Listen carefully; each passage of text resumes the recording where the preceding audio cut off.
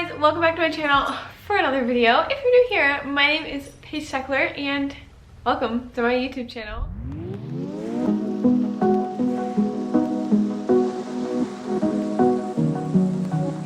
Let me just tell you what today's video is about, which I'm sure you can kind of already tell, but today's video is a faith-related video. I have gotten literally so many comments asking me to share more of my journey with faith. I've got about 10 things here, 10 tips on how to grow your faith, and some of them are very broad. Yeah, they're broad, and then other ones are more specific things that like even I personally want to do this year to help grow my faith. So it's a little bit of both. Let's just go, let's get into it. Okay, so the very first thing and the most important thing would be to spend time in prayer with Jesus, talking to God, talking to the Father, talking to the Lord. I struggle praying. That has always been something I struggle with. I can read the Bible, I can study the Bible, I can read devotion, but when it comes to actually sitting down and like praying and talking to God, just having a conversation with him, I just struggle.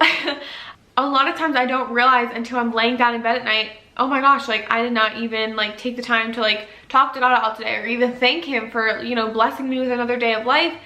And by the time I start praying, I fall asleep, which isn't good. So that being said, I do struggle. I struggle a lot when it comes to praying and talking to God, and that is something that I really want to personally work on this year. Starting your relationship with God and building a relationship in faith, the first thing to do is to talk to God, because relationships are built on communication. Whether it's in person or spiritual, any relationship is built on communication. So the first step in, you know, building your relationship with God would be to communicate in prayer, to talk to him. So that is like my biggest tip. Well, okay, that's one of my biggest tips. So the next thing would be to incorporate faith in an easy way, in an everyday easy way. And by doing that, I would say podcasts and music.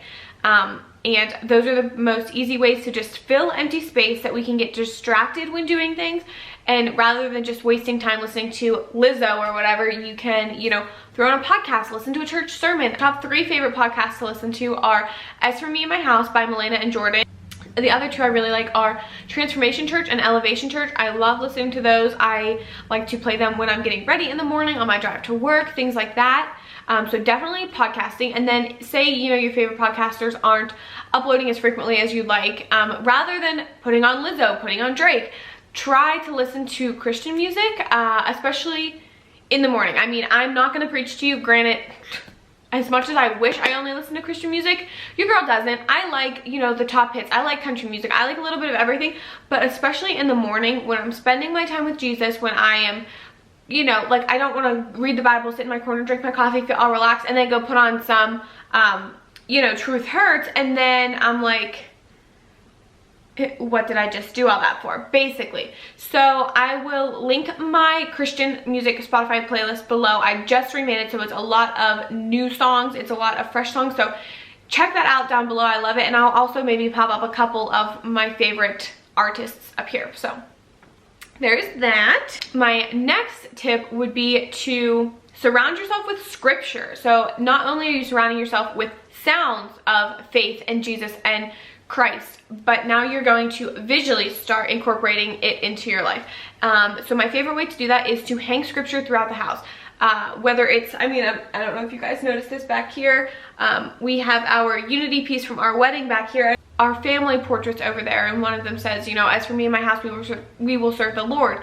And then to take it a step further, what I like to do, especially when I'm trying to kickstart the growth in my faith, I will put sticky notes. I have like scrapbook papers and stuff like that I would just kind of write my favorite verses on, and I will hang them places I am often throughout the day, but especially in my morning routine, and I'll come into that later why that is so specific.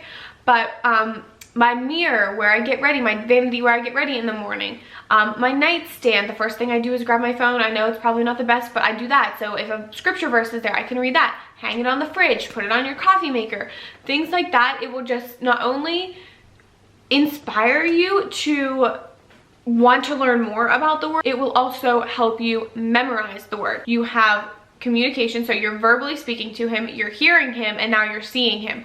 Those are some of the biggest senses. So you have hit 3 sensory points now with Christianity, with growing your faith. And that is such an inspiration once you start doing it. Like once you are hitting all those trigger spots, it is so easy to get in the routine of growing your faith. And I think a routine is such a big part of growing your faith, and that is my next tip, if you will, and that is to have a morning routine. I think it is so important to have a morning routine, not because the celebrities say, oh yes, I get up at 4 a.m, I drink my green juice, I go to the gym, I come home, I do da da da da. No. It is important to have a morning routine because that is what sets the mood, sets the tone, and sets the attitude for your entire day. So if you can have a morning routine that is God-centered, what better way to start your day? I don't know, give me an answer in the comments if you have something better, because I sure as heck cannot think of anything better than starting your day off with Jesus every single morning. Another thing to do in your morning routine, so this is I guess my next tip, would be read the word, study the word, and just get to know the word. Not only memorize scripture, but study scripture. Even if you don't remember, you know, verse for verse what it said, read the Bible. And I'm actually going to insert, probably over me right now, the Bible reading plan that Max and I are following right now. I found it on Pinterest. It's, you know, 3 or 4 chapters every day for an entire year, and you have read through the whole Bible if you do this. Now, Max and I are following this, and we are loving it so far, and it's just that little bit that is a little bit extra that you can go to just make sure you're not only studying what your devotion says or what is going on in your life right now, you're studying it for the purpose of wanting a deeper relationship with Christ. Sorry, my husband called. I don't really know what I'm saying. Oh, I know. So whether you are reading the Bible, if you are listening to, you know, sermons on podcasts, if you are praying, if you are doing a devotion, I think it's important to have a faith journal. And I don't just call it a prayer journal because I think it is more versatile than just using it for prayer. And you can even put your sermon notes in it. You know, whatever your heart desires, anything that is weighing on your heart that is faith related or God-centered or religious, put it in there, you know? And then it's nice because, I mean, it's a journal of your growth with Christ. And I think that is so sentimental, is that the word I'm looking for? To be able to look back on. It's like, this is, like, you can see your relationship with Christ growing. You can look, like, physically look and see where your relationship with God started to get where you are now. And I think that is so neat to be able to, like, see. But I'm, like, a visual person, so that's just kind of something I prefer doing, and I really recommend if it helps you to, like, write things down, especially, like, if you aren't a good prayer like I am. It's nice to write it out because it kind of, like, takes your mind and it's like, okay, chick, like, slow it down, take it down a notch, like, just think before you speak, because what you're saying is getting you all off on a tangent and off topic, and it just kind of keeps you grounded with prayer. So that's just another little tip as to why keeping a faith journal is so important. Okay, so the next thing to help you grow your faith is to look for God in each day. And I think that is so important because it's something easy to look past. It's like something that, like, as you're going throughout your day, it's easy to just, like, plow right through, and then you get to the end of the night and you're like, oh, cool. Just show God, like, hey, I appreciate you. So a way that my husband and I are going to start holding each other accountable, if you will, to looking for Jesus and God in each day is to ask each other at the end of the day, you know, hey, where did you see God in your day today? Or what did God do for you today? Or how did God show himself in your life? And it's kind of sounds weird, but, like, that thought of knowing, okay, Max is going to ask me later tonight where I saw God in my day, like, makes me really look for him more in a day-to-day basis. Okay, my very last tip for you to grow your faith in 2020 is to make it your priority. That means it comes before losing 20 pounds. It comes before cutting out dairy, before starting the keto diet, before getting the job promotion, before staying late at work, before, you know, and before anything, it needs to be your main priority. That is how you're going to grow your faith the fastest and the best and the most intimate with Christ. And once you do that, there's a reason it needs to be your main priority. And once you get to there where you're like, oh, like, yeah, I like this. That's when you're gonna be like, yeah, this is better than losing weight. This is better than getting paid more. This is better than anything, because you have built an everlasting relationship and you have set yourself up for your entire future, not just your earthly future. That is going to wrap up this video.